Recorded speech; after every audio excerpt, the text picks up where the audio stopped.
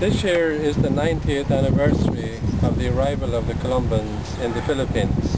Our first parish was Malate in Manila, and we are still working there.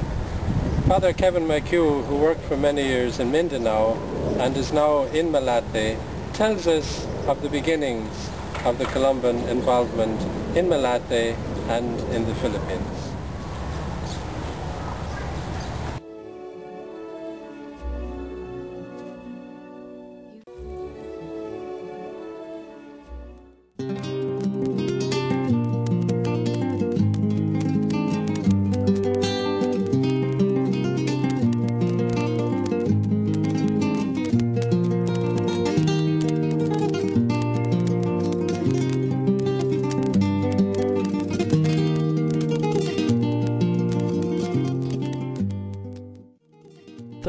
May 1929 is a historic date for Columbans in the Philippines. On that day, Father Michael Cadigan, who had sailed from Sydney, disembarked in Manila Harbor and made his way to Our Lady of Remedies Church, Malate. He was not the first Columban to visit Manila. Several others had made it a port of call in the 1920s en route to and from China, but he was the first in a long line of Columbans who, over the next 80 years, would make the Philippines their home. The following day, 31st of May, a second Irish Columban, Father Patrick Kelly, arrived.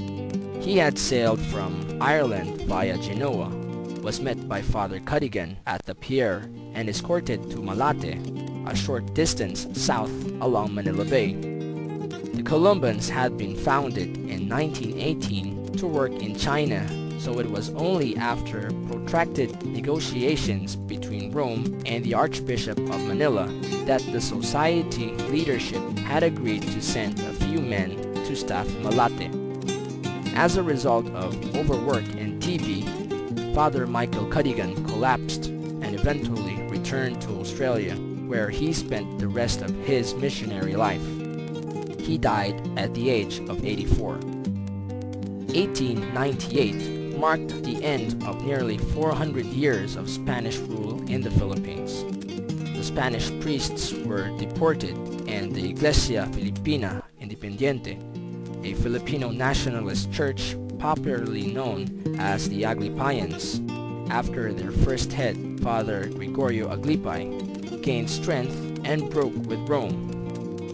Catholics were left leaderless, and their traditions were rarely respected by the American Protestant missionaries and school teachers who poured into the country. The Philippine Catholic Church cried to the world for help.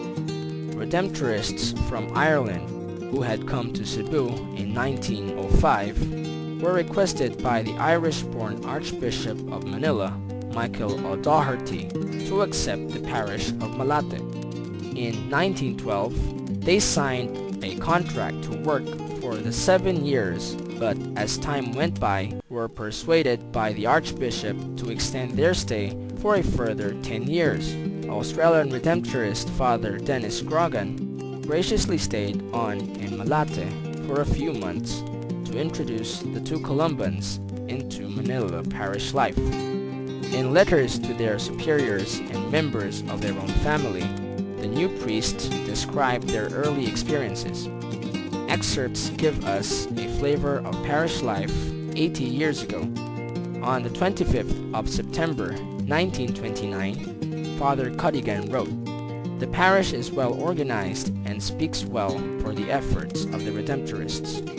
When they came, they found a deserted church, and after years of hard work, brought the people to a very devout stage in the practice of their religion.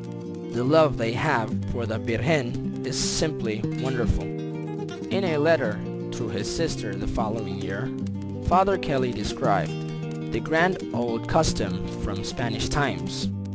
Malate is a very popular shrine of Our Lady of Remedies. On Fiesta Day, many beautiful statues are brought in procession on specially decorated carriages lit up by electricity. Last of all is Our Lady of Remedies on a carriage covered with old Mexican silver. As the evening was dark, The whole thing looked very beautiful. Thousands marching in the procession with music from 7 bands. It is also different from the quiet manifestation of faith in Ireland. Malate Church was established by the Augustinians in 1588, only 23 years after the imposition of Spanish rule and the official beginning of Christianity in the country. A statue of the patroness, Our Lady of Remedies or Healing, was brought from Spain in 1624 and installed behind the main altar. Father Carrigan writes, "The shrine of Nuestra Señora de los Remedios is the great attraction. Each Saturday is a day of pilgrimage. Hundreds arrive from the back of the mountains across the bay. There are parked bangkas, or boats, making things hum on Malate Beach. I'm sure 500 children come along in arms to be blessed at Our Lady's shrine." He then describes how the priest would stand inside the altar rails and sprinkle the children and the parents with holy water as he moved along. This custom has endured until today, although devotees come now on jeepneys and on foot. Children are still brought for a blessing on Saturday mornings. In the years that followed, the society leadership undertook the staffing of several inland parishes outside the city.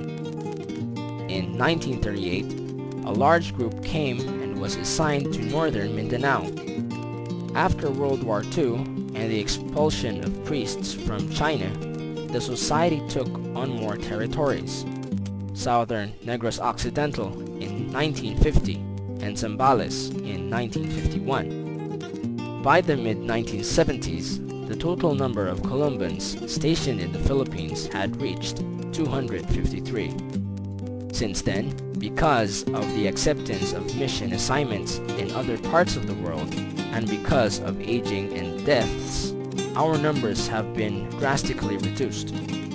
The work of building up the local church has been accomplished. How Columban missionaries contributed to this great work is a story of grace and blessings.